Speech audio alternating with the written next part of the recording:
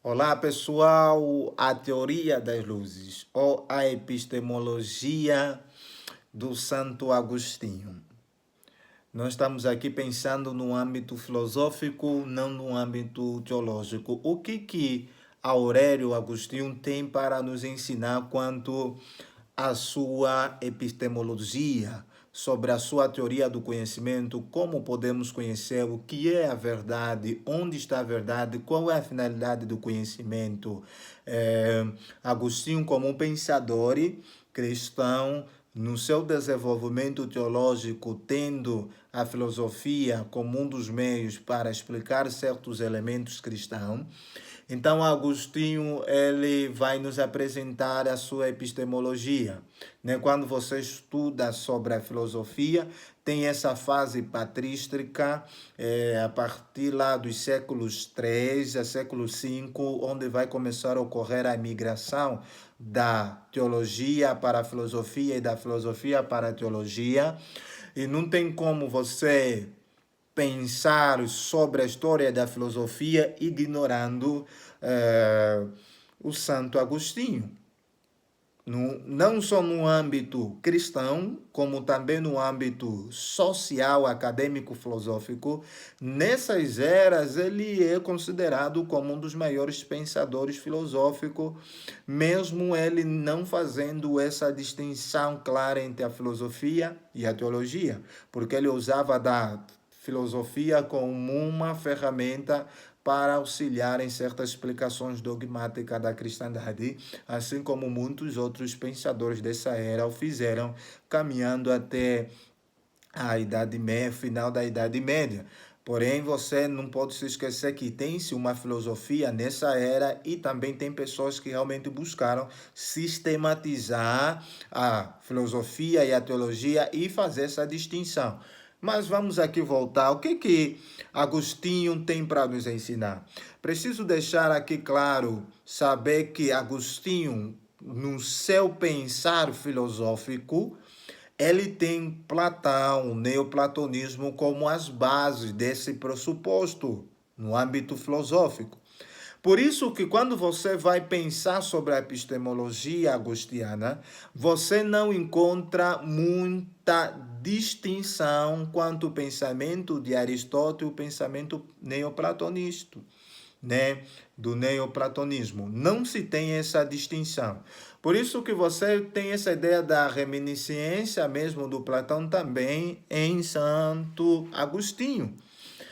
Você tem essa ideia da alma, corpo, nesse requisito do dualismo no pensar platônico, você também tem no pensar agostiniano, tem a luz sobrenatural, a luz natural, alma, corpo, a parte interior, a razão, o meio sensorial para se conhecer os objetos.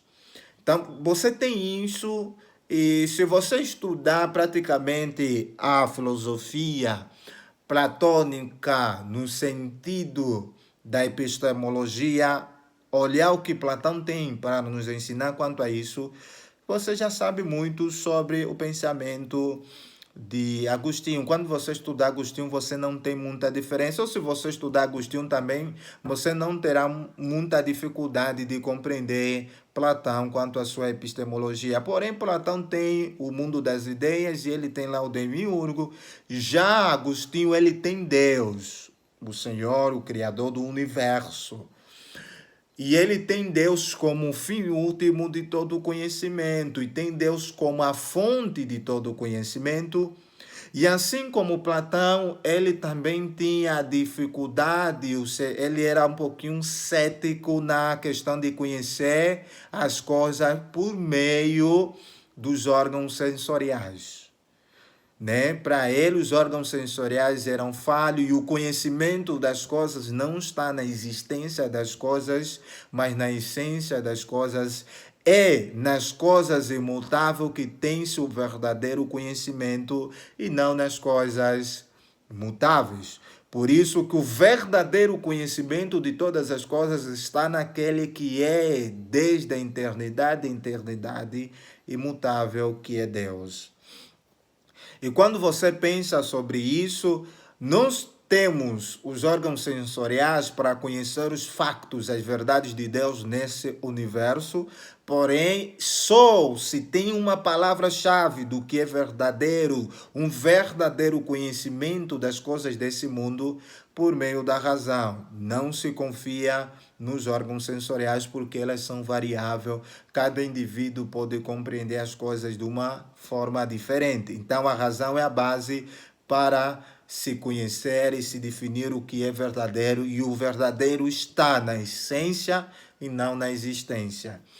E assim como ele também tem uma influência pitagórica, olhando nas questões dos números, nas coisas exatas, onde se tem a verdade universal. E como se tem o conhecimento do transcendente? O conhecimento do transcendente, ele se tem por meio da meditação. É o próprio transcendente que se revela a nós, que traz a sua luz.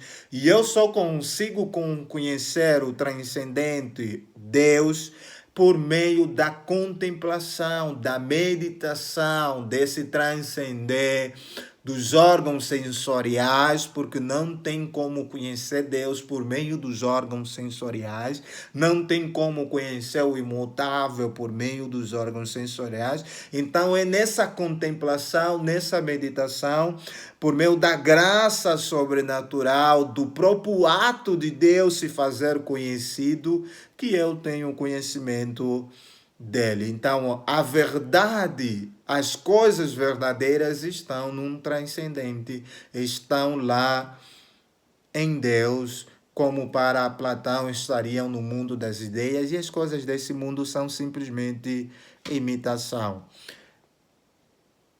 É isso um pouquinho do pensamento de Agostinho quanto à teoria do conhecimento. Fui.